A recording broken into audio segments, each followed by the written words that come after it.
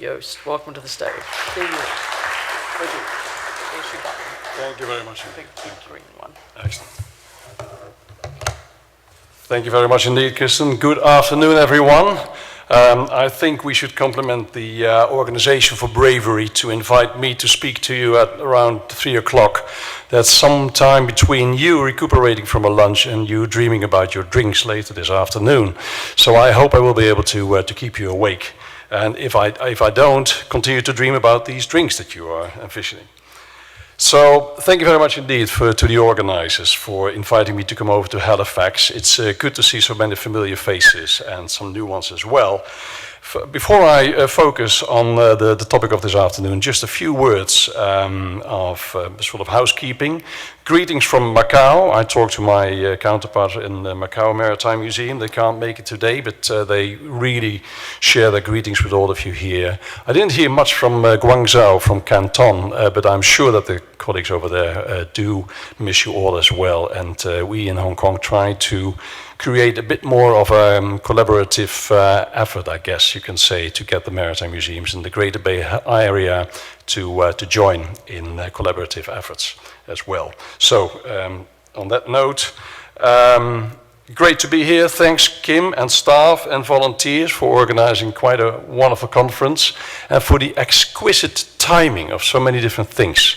Firstly, the Zaandam was moored yesterday here next adjacent to this building. That's the ship that my wife and I were on in 2016, going to Alaska on a cruise. And now we have the Enchanted of the Seas next to us as well, and that's exactly what we talk about today. So well done. I can only imagine what kind of hoops you have to jump through to get it all organized. I tried to find, because it's the 50th anniversary of ICMM, I tried to find an appropriate birthday present, not only for the president, Matthew Tanner, but also for all of you here. So I tried to arrange for bagpipe players, as you may understand. You know, there was a wonderful photograph in the beginning. Well, this guy was on a mission with his miss or with his missus, so I dismissed that one. And then this guy was way too expensive, even for a thrifty Dutch guy as I am. So sorry about that, but we couldn't organize the bagpipes this afternoon. So on a more serious note, Hong Kong Maritime Museum. We are on the brink of starting something fantastically new, I would say. I would like to take you through 3 phases of the Hong Kong Maritime Museum. And Richard Wesley here in the audience as well. I'm sure you will correct me if I make any faux pas, and otherwise the chairman of the board, Richard Hext, here as well, will correct me if you'd like. But I would like to talk about the journey so far, recent developments, and the new mandate, the challenges and opportunities. I think we have talked about this a little bit.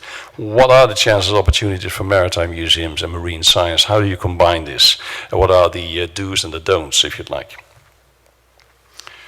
So first, a few steps here from its inception in 2003, when a couple of CEOs from shipping companies got together in Hong Kong, creating ideas about the establishment of a Hong Kong Maritime Museum, which actually happened in September 2005 when the doors were opened in Murray House in Stanley. Quite a modest start, I would say, 500 square meters. The building nowadays is occupied by H&M, so they just had to remove the K and one M, and they could continue to use the building that way, which was quite smart. But in the meantime, the museum moved as a second phase, moved in 2013 to Pier 8. Central Hong Kong, beautifully located. How many of you have been to the ICMM conference in 2015? Hands, please. Okay, so that's about 80%. And how many of you would have loved to go to the museum if you had known that the ICMM conference would have been there? That's 225%. That's fantastic. Okay, so that might be something, Richard, for us to keep in mind for years to come, that it's about time maybe to organize one of the other meetings here as well before too long. So we moved to Pier 8, 5,000 square meters instead of 500 square meters, larger audiences obviously as well. And of course, as all of you, we also experienced the challenges of COVID-19, going virtual more than ever before. although we did not indicate in our programs that if we were to serve tea and lunch, it would not be offered virtually. I think that's a fantastic disclaimer that Kim, you and your organization put into the program, and I would love to steal that one from you for years to come if you don't mind. After these two phases, first establishment of the museum and then secondly the move to Pier 8, we feel we are writing a third chapter. And what do we mean by this? The building has changed. As of the 2nd of September, the construction works that have taken a bit longer than expected because of closures of cities and supply chain problems, the construction works inside the building have been completed. So it's a very recent development. And now we can say that the so-called Swire Marine Discovery Center is very much part of our museum, of our mandate as well. What does it mean, Swire Marine Discovery Center? For you who are interested in marketing, it's quite a nightmare to have a singular center which actually represents a plural, 3 elements. How to sell it to your audiences will be an interesting one. But what are these 3 elements? Before I talk about this, maybe a few words about Swire.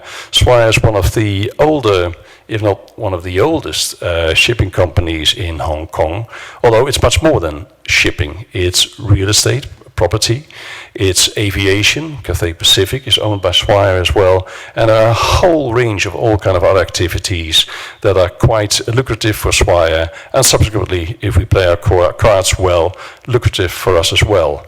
And they came up with, as Richard mentioned earlier today, with about 3 million US, roughly, to have the Swire Marine Discovery Center constructed at the Hong Kong Maritime Museum. Well, you know the location, some of you at least who have been to the museum, and you can see what a beautiful location it is. It's not only on the waterfront, it's above the waterfront as well, which enables us to really bring programs, hands-on programs, into the building almost literally as part of the Swire Marine Discovery Center. Before I talk about this, this wonderful promenade that we have close to the museum lends itself quite beautifully for another project that we just started. We thought after installing a major exhibition opening late June, which involved most, if not all of my staff, about 30-35 FTE, and after the completion of 8.5 months of construction works, we have at least, say, 6 or 8 hours to breathe a little bit. Well, this is Hong Kong. So before we knew it, there was a major new project in the making, and Richard Wesley that is, I think you will be pleased to hear that after 10 or 12 years of applying for money, we got money from the Jockey Club now to install what we call the Anchor Plaza. You may know that the Seawise Giant, built in Japan for a Hong Kong-based shipping company, is considered to be the largest ship ever built, 265,000 gross weight ton. To give you an idea, about 2.5 times the size of the Ever Given stuck in the Suez Canal last year. It's a massive, massive ship, or it was actually. It was hit by rockets during the Iraq-Iran war in the 1980s, sank to the bottom of the Persian Gulf, later was excavated, brought to Norway, and then started a new life for the Yara family as a Yara Viking, 438 meters long. And eventually in the 1990s the ship was scrapped, and as so often happens, it was transported to India and it was sold off for scrap. But the anchor of the largest ship ever built is in our collections. It's a fantastic artifact of only 36 or 38 tons, I believe. So next to the SS Great Britain, I think it might be one of the larger museum artifacts in museum collections. And we are now going to create a fantastic square, a fantastic plaza around this anchor with immersive experience, with projections, with AR, VR, with art technology, and all these fantastic new buzzwords that I try to wrap my head around. So what does it mean, the Swire Marine Discovery Center? It means that the 3 new spaces that are added to the Hong Kong Maritime Museum will particularly serve the good cause of enhancing awareness about ecology, and particularly marine ecology, marine life. For decades, and in some of your cases, maybe for much longer than that, maybe for a century or a century and a half, we have been focusing on life on the water. And I think it's about time, and I believe we all agree it's about time that we're also going to focus on life in the water. And that's what we're going to do with the Discovery Center. So it's inclusion of ecology, broadening perspectives and broadening networks and linking with other people as well. So community partnerships. I think that might address one of Marika's question earlier today. Well, how do you see these developments? How do you do this? Because let's face it, we are a maritime museum with maritime historians like myself, for instance, or art historians. So we need new staff. We not only need new staff, but we need to have this willingness to connect with new networks as well, with new partners. Then for the future generations, focus on primary and secondary schools and bring a different program to them. It's more than just maritime history or art, it's science included as well. So if we play our cards well, we could say you have 3 museums for the price of 1, or you can sign up for a particular marine science program instead of a history program. And all is fine with us, as long as we can bring people to the place and enhance awareness. And then environmental, social and corporate governance, the ESG, that's something that we can put on our agenda as well as the Hong Kong Maritime Museum, and hopefully by doing so contribute to the ocean conservation. So, as I mentioned, on the 2nd of September, so only, 2 weeks ago, the theatre, the Blue Ocean Theatre, was given back to the museum with 100 retractable seats. It's not massive, and that's exactly what we were hoping for. It's nice, it's intimate, it's a wonderful place for people in Hong Kong and beyond to get together, talk about the future of history, or the history of the future, or whatever it is you would like to talk about. Use that space, and after a day of talking and listening, people can go on a guided tour. Seats will be retracted, they come back and they can enjoy a cocktail or a dinner or do something else while overlooking beautiful Victoria Harbour. Secondly, we expanded the gallery spaces adjacent to the theatre. Not massively, but as you will understand, every square inch in Hong Kong Central is a fantastic gain. So we added about 60, 70 square meters to our exhibition space there. And that space will particularly be dedicated to exhibitions dealing with marine science, dealing with oceanography, if you'd like, dealing with matters having to do with the ocean, or oceans. It's still, sort of going back and forth, as Jerry Bannister did yesterday, ocean or oceans, it depends on how you see it. So the Blue Ocean Gallery. And then we have a Blue Ocean Learning Center. It's extremely empty at this moment, just because it has been brand new and recently delivered. What is it we're going to do there? We'll install microscopes. We'll connect these microscopes to screens, so you can see microorganisms in the buckets that we have put out to collect the water from Victoria Harbour. And that's what I meant by hands-on programs. It's all very close by. We can do this together with kids, with primary and secondary school kids and students. And we work with Ocean Park, which is quite remote from the ocean. And this is the great advantage that we have. We can just do it and scrutinize on plankton and the various types of plankton, or the lack thereof as well. That might say something about the jellyfish that we have in the waters there. So what are these challenges? As mentioned earlier, as maritime professionals, we need to, and I think we want to also, but we need to reach out to other institutions for storytelling about marine science, storytelling about the 6,000 marine species in Hong Kong waters. That's about 1/3 of the 20,000 marine species in Chinese coastal waters, but it's only 1/40th, I believe, of all the marine species discerned as of today. And that's only a fraction of what scientists believe the oceans still have in store for us. But it's a good start, 6,000 marine species, and trying to make the invisible visible. And I think that might be the major challenge that we're focusing at this moment. How do you do this? How do you create awareness of what you can't see, And once you do this, how can you make people care for what it is that they've been made aware of? And once you do that, how can you bring these people who care for something into action? So there's a lot of A's: awareness, care, and action. And those are the three steps that we time and time again will incorporate in our public and educational programs. So tons of opportunities, working together with close to 35 or 40 NGOs, blue and green NGOs in Hong Kong. There's a wealth of knowledge there. There's a fantastic opportunity to work together and create a broader base. We actually also work together with the Hong Kong Observatory. How do you predict typhoons? What does it mean when it comes to climate change? What does it mean when it comes to the rising sea levels? Many different things, and I don't want to put it all in one big bucket, as you will understand, but there are tons of opportunities here. So, to cut a long story short, through collaboration with specialized partners, we share the resources and experiences and expenses actually as well. So we try to be more efficient when it comes to the taxpayers' money, for instance.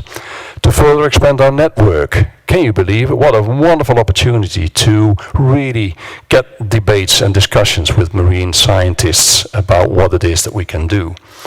Create new opportunities for funding, working together with universities. Universities can get funding at a particular place, museums can get funding at another particular place. When you work together, of course, 1 and 1 is 2 here, you can apply for different types of funding as well, and we would be stupid not to see the opportunities there. Then create a more diverse museum with this mix of history, art and science. We sort of jokingly say, the museum HAS, the museum has it all. And that's sort of our internal slogan. Of course, it's a lame joke, so we try to keep it internal. Then raise awareness about the museum amongst new audiences. What do I mean? Instead of just reaching out to history teachers at universities or secondary schools or primary schools, we now can also focus, for instance, on biology teachers. We can bring in these various NGOs with their networks. We can also relate to the corporate world, the shipping community in Hong Kong that is very active in trying to contribute to a bluer ocean as well. Because at the end of the day, we all know, if I may summarize Peter's presentation and Anja's presentation this morning, Sylvia Earle says, no water, no life, no blue, no green. And I think that's something that we are not just aware of. The corporate world in Hong Kong is very much aware of that as well. So what do we do with the Swire Marine Discovery Centre? We organize exhibitions, obviously, school programs, workshops, marine movies and documentaries. We work together with National Geographic, that has at least a plan to do this on a long-term basis. Conferences, yes. And I think, if I may be very bold, and to some that is a tautology, being a Dutch guy, and try to ask the audience for permission to be bold, this is something that will stay. It's not a temporary thing. It's part of our DNA. That's why I call it a new mandate. It's something that we see reflected in the Just mission statement that we developed, enhance awareness for the ocean and the conservation of the ocean. And it's and we're very serious about this.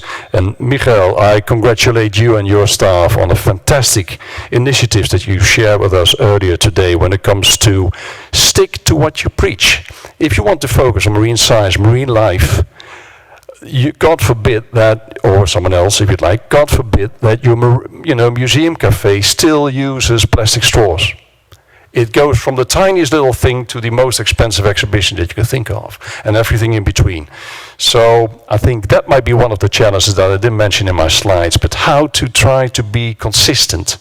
Because when you do this, I feel at least, you run a credible institution. People might not agree with you, but at least you are consistent in what it is that you do and what it is that you say. I didn't see the Stella Maris yet, and if you're going to raise that one, please take the orange one. Okay, thank you.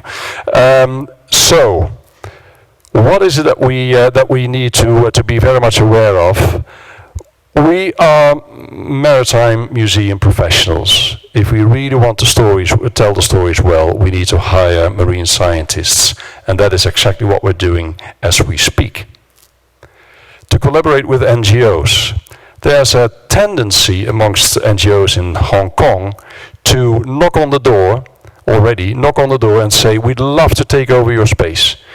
One of the previous ministers in the Hong Kong government warned me a bit and said, Joost, if you have the Swire Marine Discovery Center, if I may give you one advice, don't run it as a hotel. Don't say, well, Mr. and Mrs. Fewster, how wonderful that you're here. Here you got your key to your door, and whatever you do in your room, it's fine with me.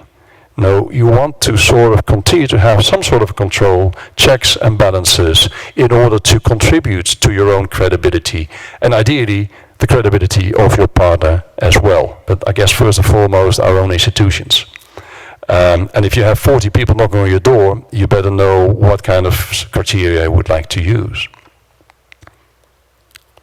So I hope I'm still doing okay in time. No, you're over. I'm over. Well, in that case, I would really love to thank you all for. Thank you very much indeed. Thank you. Am I over? Oh, thank you. I think Richard's biased. I was hoping you would. Okay. All right, good on you. All right, our next speaker is virtual. I'm looking for Devon for the thumbs up. 1 minute. I'll do the introduction then. Jeroen van der Vliet is the head of collections, and I'm really going to say this badly, even after living for a year in Rotterdam when all my Dutch friends just fell on the floor when I tried to speak Dutch. The Scheepvaart Museum, the National Maritime Museum of the Netherlands in Amsterdam. And Jeroen is going to speak on collections dynamics, the Atlantic, world, and towards a multi-perspective, try and speak English, multi-perspective presentation of maritime history. And we have, this is not pre-recorded, this is actually live.